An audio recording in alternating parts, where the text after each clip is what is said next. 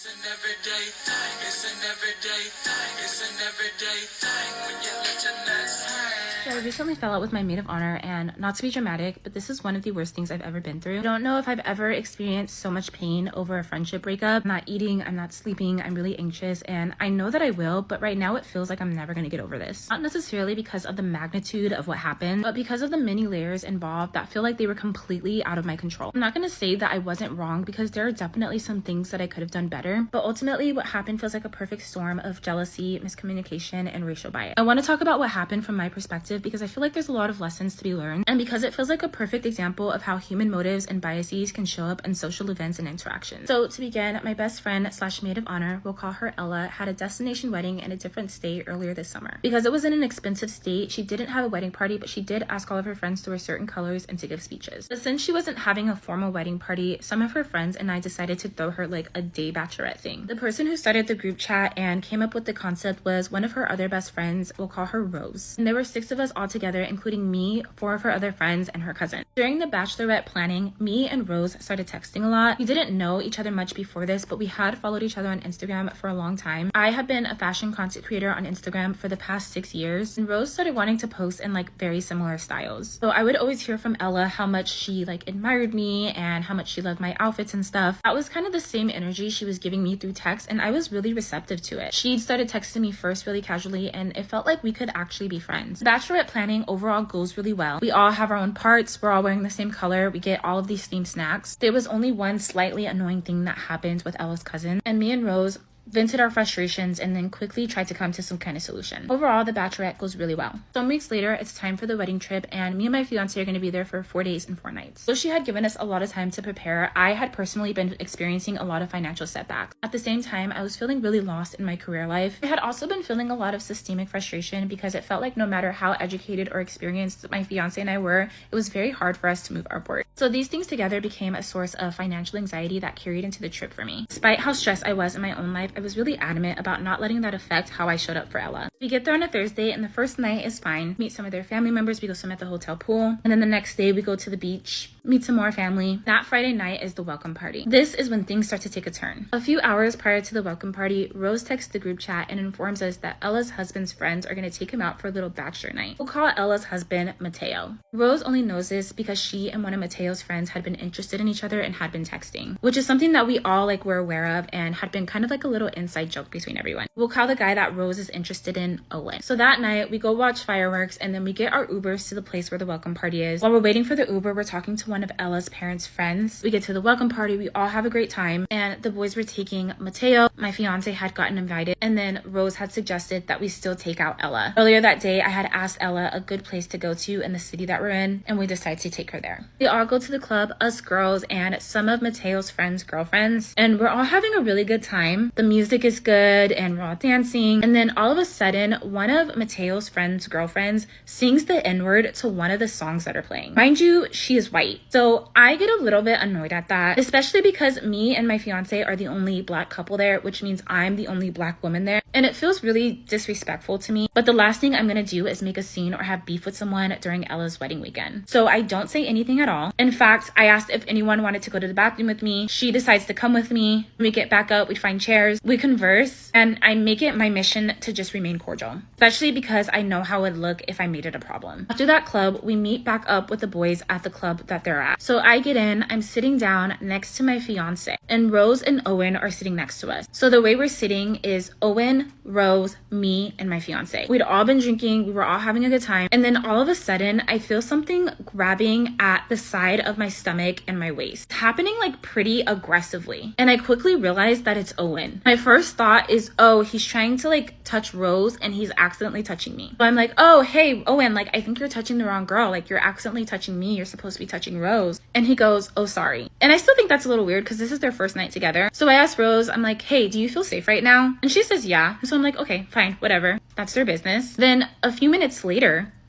I feel him doing it again. And then I just say the same thing. I'm like, hey, Owen, like, I think you're touching the wrong girl again. Like, hey. And then he just says sorry again. And I truly didn't think anything of it until the next morning. And it dawned on me that not only was that really uncomfortable for me, but it also felt like maybe it was purposeful. I also felt like that felt pretty violating and maybe even a little bit manipulative, because I felt like that's kind of how predators work, right? Like they do things in a way that feels plausibly deniable. Regardless of me feeling like this, I decide not to tell my fiance or to not tell anyone, because the last thing I need again is for anyone to make a scene during Ella's wedding weekend. I'm still kind of bothered by like the power dynamics of it all. I'm kind of feeling like he only did that because he knew I wouldn't be able to say anything, but I decided to try to let it go. I also felt like it could be a misunderstanding and I had no real way of knowing what his intentions were. That same morning, my sister calls me and she's screaming, crying, and she tells me that her boyfriend of many years has just passed away in a motorcycle accident. As I'm sure you can imagine, this was extremely distressing, the tragedy itself, and also witnessing my sister's excruciating pain. So this I do tell Ella because we were having a beach day and I just wanted to let her know why I would be a little bit late. After I console my sister for a while, we decide to go to the beach. At one moment, I'm talking to Gigi and another one of Ella's friends, we'll call her Holly. They're with their boyfriends, they're trying to decide on dinner plans, and they do invite us. I politely decline only because it had been such a long day and I also didn't want to be like an imposition. Like I thought they were just being nice. While they're talking about getting ready, they talk a little bit about their hair. They both have curly hair, and since I was having a bit of a financial crisis, I decided to wear my natural hair for the first time. In fact, I had spent the last 3 weeks trying to perfect my hair and learn how to style it, so I get really excited about some of the things that they're saying. I'm like, oh my gosh, like I'm learning how to do my hair and I know how to do that too. From across the way, the lady that we were talking to the night before,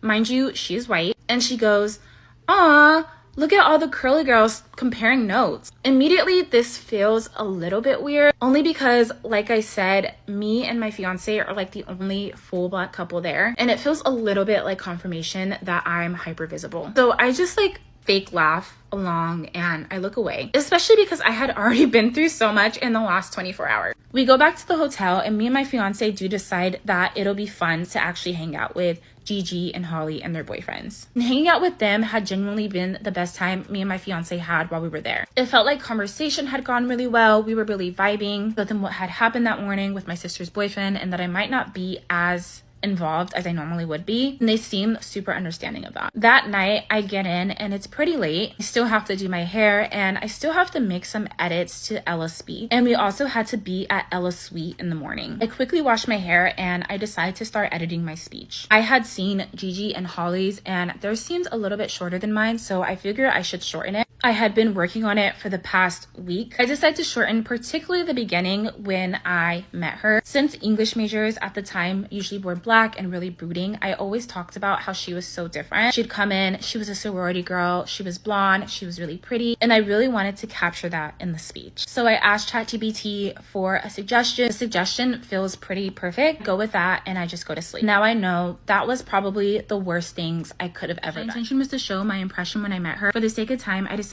to use a suggestion for ChatGPT that relied on shorthand archetypes in order to paint a picture. Next day, all of Ella's friends go to her suite and get ready with her. We all rode in the limo with her to the venue. Prior to the ceremony, we hung out with her in her dressing room and helped her put on her veil. This is when I noticed something about Rose. Every situation with Ella, Rose wanted to be the one to sit next to her, to take pictures with her, and to put her veil on. It made me feel like she was a little bit possessive and competitive. This was something that I'd felt before, but since I know what it's like to feel a little bit jealous of your friend's relationships with her other friends, and because I felt like I knew my place in Ella's life, I brushed it off as very normal and very human. The wedding was beautiful, but also so hot that I was sweating through my dress. The bottom of my dress had gotten kind of dirty in the grass. We take pictures and we go up and we enjoy the reception. It came to my speech. I was very nervous, but I also felt really proud of my speech. It felt like a snapshot into the ways that we've grown with each other in our friendship. I give this speech and it feels like a hit. Everyone is laughing, and even afterward, I had a couple people tell me they really liked it and that it was the best one. So I was feeling really good about it. At one point, I noticed that somebody else was wearing a white dress, so I covertly told Rose. I texted her about it. All details that are important for understanding the fallout. Wedding's over, we go back to the hotel, and since it's still early in the day, everyone decides to go to the beach. While we're at the beach, I noticed that Owen is there, and it makes me like really tense and uncomfortable. So uncomfortable that I kind of feel uncomfortable with my fiance touching me. That's when I realized that it wasn't something that I was just going to be able to let go, and that the discomfort was manifesting in my body. We don't suspect that there will be anything else for the night. We get some food, we go to the hotel, and we decide to just stay in and watch the movie. Ella and everyone did end up going out that night, but my fiance and I were so exhausted that we just decided not to go. Next morning, it's time to check out, and I wake up really early. I'm still really really bothered by the sexual harassment thing. So I finally tell my fiance and I tell my mom. They suggest that I tell Ella. So I call Ella that morning. I let her know what happened. She's like, I can't believe you've been holding this in. Me and Mateo will talk to him. Instantly, I feel relieved. However, as we're going down the elevator to check out,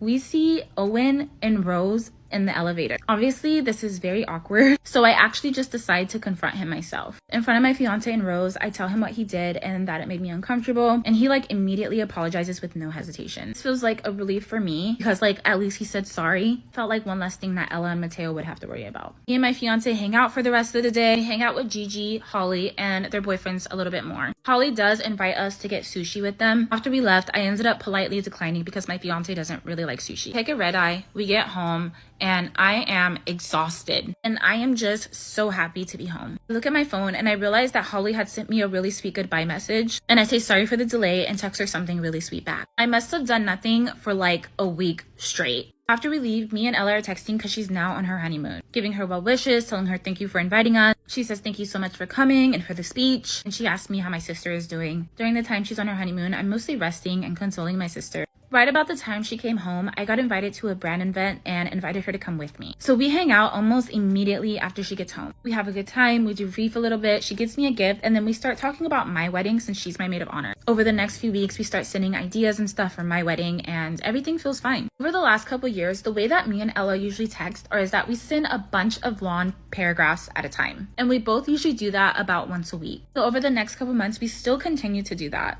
However, at some point, I can't explain it, but it felt like the energy of her text messages were different. Like at first we'd started planning my bachelorette, and then suddenly she wasn't talking about it as much. She wasn't really asking me anything about the wedding. She was still texting like normal. Made me feel like something was wrong is that I had posted my engagement photos, and then the next day she posted her wedding photos, but she hadn't really interacted with my engagement photos. And that felt kind of weird because anytime Ella gets on social media, which is kind of rare, she goes on to my page and she always likes and comments on all of my stuff. Something I also noticed was that Rose wasn't interacting with me as much as well. Prior to the wedding, she was always liking my stuff. We were always commenting on each other's stuff, liking each other's stories. But I felt weird because we hadn't really talked in the last 2 months. Especially because during bachelorette planning and before the wedding, we were actually sharing aspects of our lives. And I just kind of chalked that up to maybe I'm not as cool or as admirable as she thought I was, and that's okay. During my last text exchange with Ella, I'm just like, hey, like we should FaceTime soon because we hadn't really talked about like wedding stuff. And a couple days later, she texts me and she says just plainly like, hey, do you have time for a conversation today? I call her immediately and this is where things go down. Not to be dramatic, but this feels like one of the worst things I've ever been through. And I think it's because it feels like there's no She's a certified yapper. Just a bunch of miscommunications, mistakes, and perhaps some bias. Before I continue with the story, there are a couple things that I want to clear up. The first is the idea that the wedding was predominantly white. My former best friend is a white passing woman, but not fully white, and her husband is a man of color. The wedding was mostly a mix of Hispanic, white,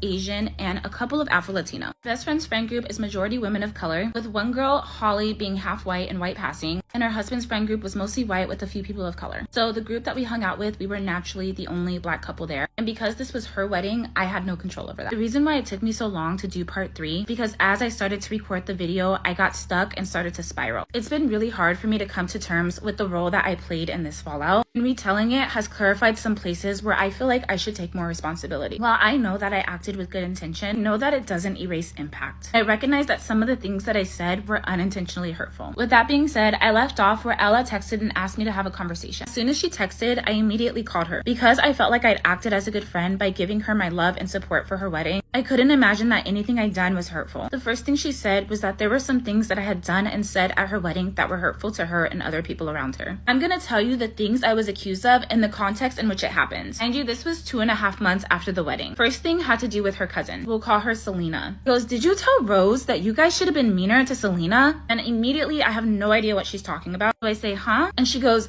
did you tell Rose that we should have been meaner to Selena about the cake thing? And I'm just like, no, I don't think so. And she goes, Rose said that you said we should have been meaner to Selena and that we should just send her the $20 so that we don't have to deal with her. And immediately I feel like she's lying or misrepresenting what I said. So thinking out loud, I'm like, I knew it. I knew Rose was possessive. And so she's just basically screaming at me like, this is what Rose said. Either she's lying or you're lying. So because the bachelorette had been 3.5 months ago at this point, I didn't remember anything that I said. So I start frantically looking, trying to find these messages from 3 months ago, and I find a portion of them and I read them to her. So the background context on the cake cake is that during the bachelorette, we had all agreed on getting one of those $25 heart cakes from either Walmart or Albertsons. The idea was that we were going to get it made in her favorite color and then add some DIY decorations before the bachelorette. Selena decides to contact a bakery and asks us to send her some inspo. She gets a quote for $141, which is about $20 for each of us, and asks us if we're okay with it. When it comes to stuff like this, I'm very much someone that goes with the flow. Even if I have an opinion, I'll usually just go along with what everyone else says. If everyone wanted to pay the $20, I would have scraped up the $20. However, at this point, we're already paying for our outfits,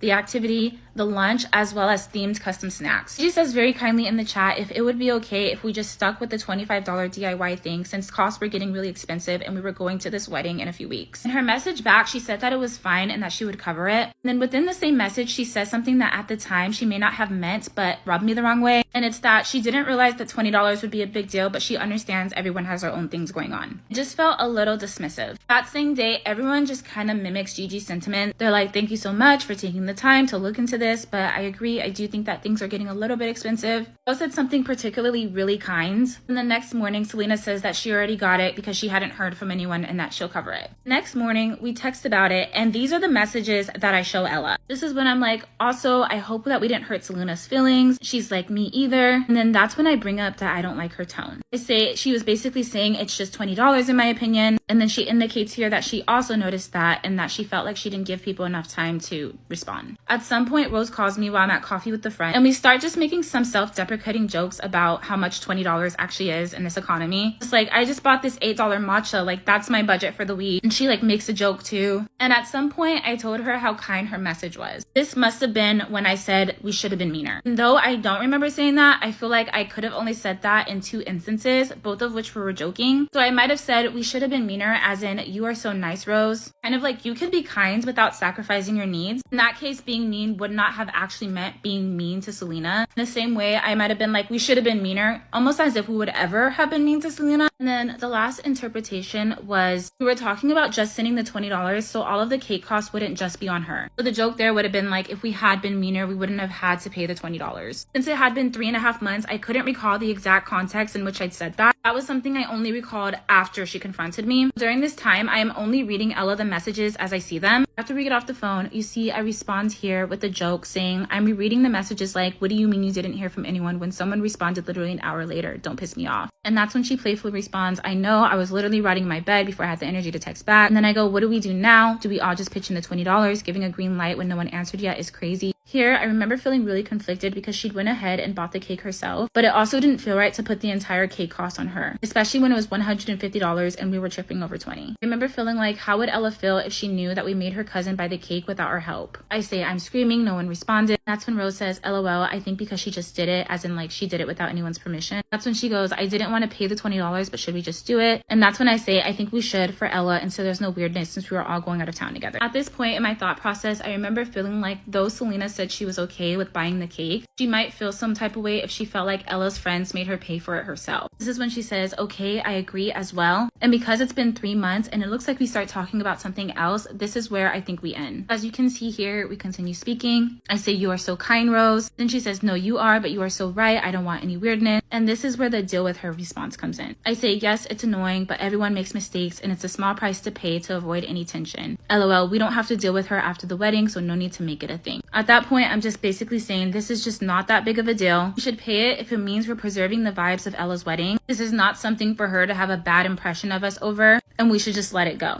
It's clear that Rose knew what I meant because she says, yes, I agree. The next thing she talks about is her speech, which catches me off guard because she told me that she loved it. She says she feels like some of the things I said in my speech were backhanded, stereotypical, and misogynistic. I immediately apologize and let her know that my intention was never to insult her, but to paint a picture in a short amount of time. I'm just going to read you what I said and then tell you my thought process. I met Ella in an English class in X year.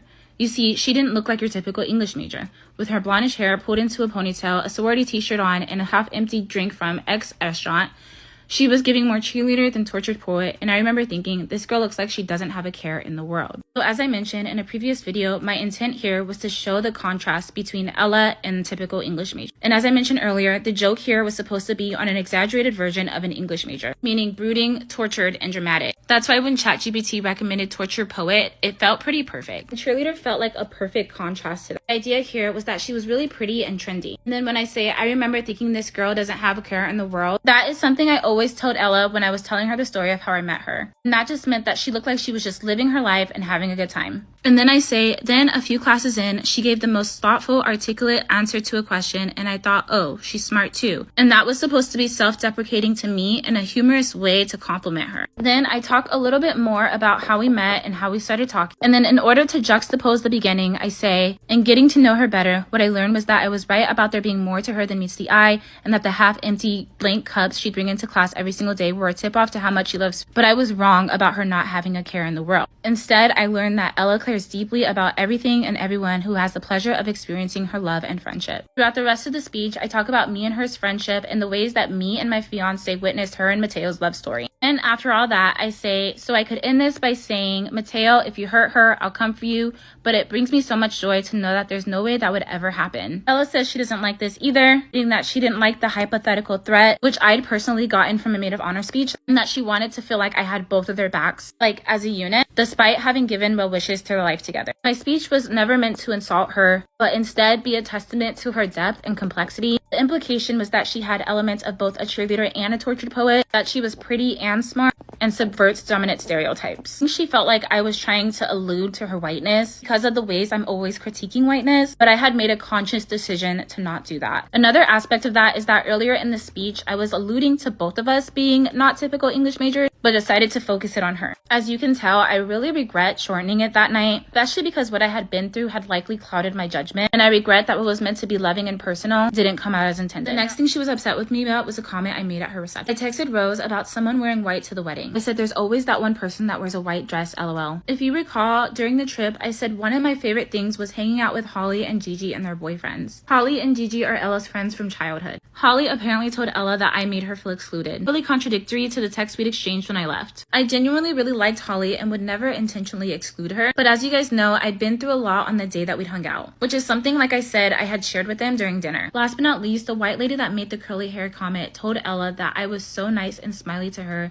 and then suddenly it felt like I hated her. I do want to clear up some misconceptions about the white hair lady. The girl that said the N-word to a song and the white lady that made the curly hair comment are not the same person. I never really saw the N-word girl again, and the white lady had been someone I talked to the night of the welcome party. My fiance were chatting with her while waiting for the Uber. I had initially forgotten about the curly hair comment, because truly I wasn't that offended by it and tried to laugh it off. The reason why it even bothered me that day is because I was hyper vigilant. The night before, I experienced a microaggression and what felt like sexual harassment, and then the next morning, my sister's boyfriend dies in a tragic accident. While I tried my best to have fun and be chill, I was not feeling my best emotionally and felt pretty on edge. I'm sure that leads into some of my interactions. While we're on the phone, I feel like I understand some of them, but others feel a little bit nitpicky and contradictory, so I opt for us to get off the phone and take some space. Immediately, I'm flooded with emotions and I start crying. I call my mom, I call my fiance, and I feel both guilty and blindsided. I'm not sure if this comes through, but the phone call was extremely emotional. It's not really a conversation, it's just her accusing me of these things. She's screaming, "You stereotyped me in front of my family on my wedding day." She says that I hurt the people that she loved. I'm just trying to understand what happened because I had no idea anyone felt this way. Not only did she wait for 2.5 months before telling me this, everyone had told me otherwise. She told me that she loved the speech. We'd hung out after her honeymoon. She got me a gift. She started helping me plan my wedding. Rose showed no indication that she was offended by anything that I said. In fact, she sent me a really sweet message about how much she enjoyed planning with me. Holly had sent me that really nice text, and it all just felt kind of two-faced to me. It felt like Ella should know me better than that. We'd been friends for 7 years and had never had a fight. After feeling like I was ganged up on, I started doing some reflection and talking to my friends. I felt really anxious to send her a message and clear it up to make this go away. Initially, I was really defensive, but then I just started feeling really guilty and sorry. Again, I just stayed in bed, ordered food, and overanalyzed the situation. I had been crying on and off all weekend. And while everyone around me told me to defend myself, I wanted to lead with her feelings and how she felt first, so I just apologized for everything. It came to the speech, I tell her that wasn't my intention, but I understand how it came off that way and how sorry I am. I owned up to being careless and not thinking about my words when it came to her cousin. I apologized for commenting on the white dress. I empathized about what happened with Holly and apologized. The only thing I didn't apologize was the lady, because I didn't actually know who she was talking about. Like I said, at that time, I had just completely forgotten about the curly hair comment. I also tell her this is not an excuse, but I just want you to know the headspace I was in. I tell her about all of the things that I was going through while I was there, that perhaps I didn't realize it, but maybe I was more absent-minded than I thought. I basically was like, I made a series of social missteps and I'm sorry. She basically messages me a few days later and says that she feels like I lied. She said when she called me, I didn't fully own up to the things that I had said about her cousin, and she was upset that I'd called Rose possessive, and she misquoted our text messages. She claimed it was Rose who said that they should pay the $20 for her instead of me. She said this all just added to everything. She couldn't trust me anymore, and she broke off the friendship.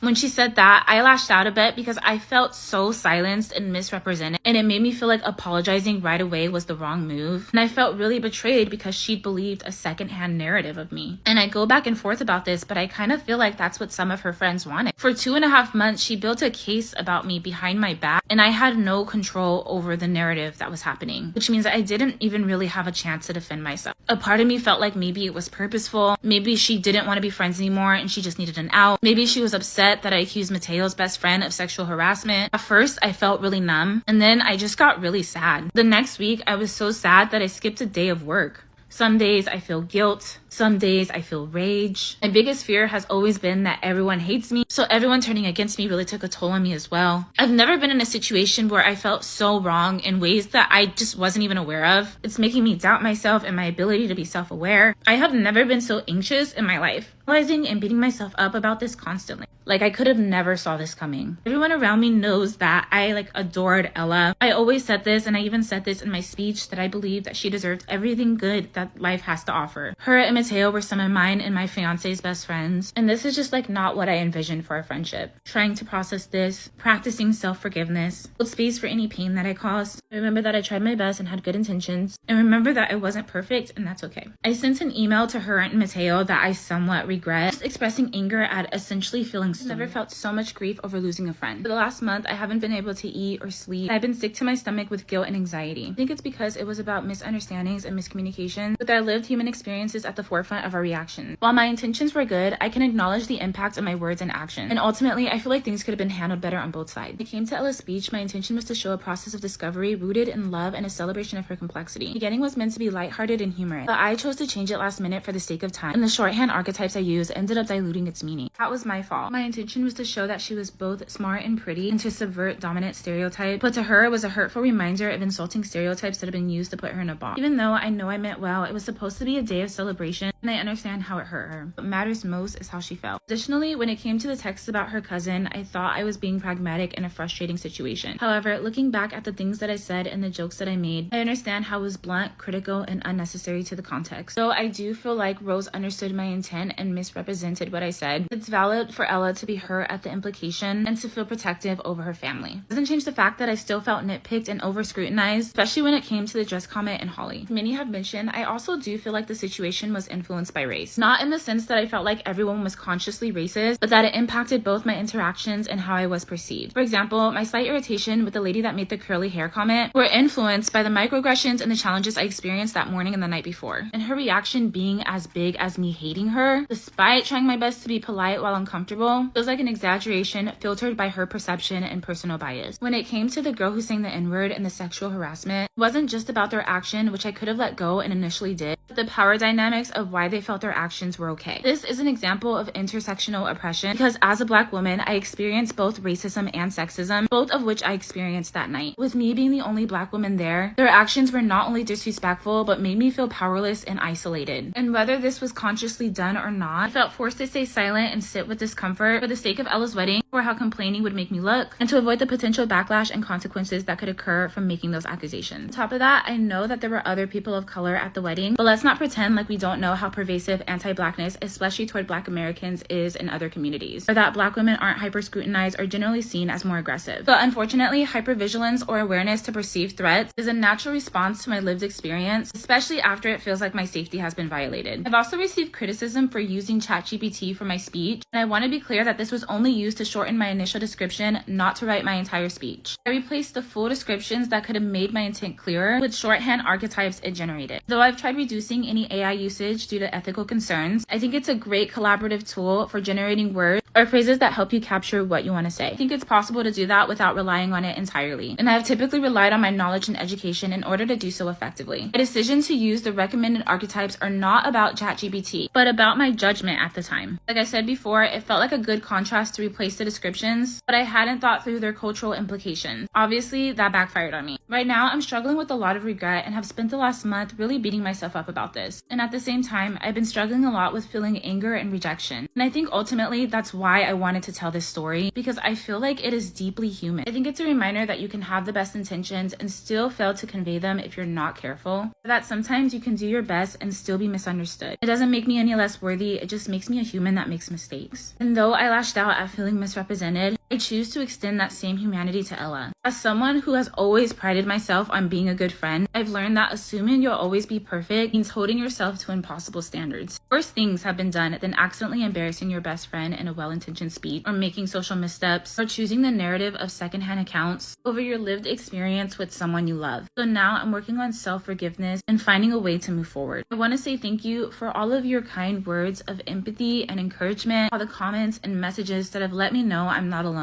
Processing this and talking about it has allowed me to get out of a negative loop and has allowed me to begin to heal. And I hope that sharing my story has made others feel less alone as well. Well, everyday people, man, shout out to my guys, man. Shout out to y'all for pulling up, man. I appreciate y'all, keeping it lit. Yeah, Ella was a bit too much, and I think, like, everything that happened that weekend kind of backfired on her, which makes it seem like, oh, if you can't be friends with my friends, then I can't be your friends because these are my friends forever, since forever, and I've only known you for 10 years, or whatever the case may be. All the names was confusing me with the boyfriends, the friends, and everything. But ultimately, we finally got down to how they weren't friends. But it started from a whole weekend at Ella's wedding. And I thought she was there, as a supporter, not like, I mean, she did everything right. But again, people can take what you say and do and turn it around. That's why you don't be too friendly with people you don't know, because they can be like, oh, well, it was kind of strange that she said that. But when she went and told Ella that she said, oh, we could have been meaner, she was like, well, why would you want to be mean to my friend? Like, and then so that right there let her know, like, oh, if you can't be friends with my friends, and we don't need to be friends. But she never addressed the situation with oh,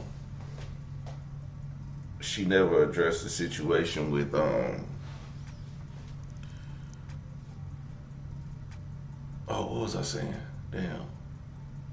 She could have been meaner, but she never addressed what the fuck. I don't know. I lost my train of thought. But I had something in my head about what she didn't address. She didn't address the situation with the friend touching her friend, or her friend's boyfriend touching her, when that made her feel uncomfortable. But then when she brought it to her, she made it seem like, oh, they were going to address it. But then at the end, she made it seem like, well, I think you just trying to sabotage my friendships and stuff like that. And I was just like, that's just crazy. But, I don't know. This was a real yapathon. I was like, ooh wee, you got to be a girls to get all into this one. But let's get to the next.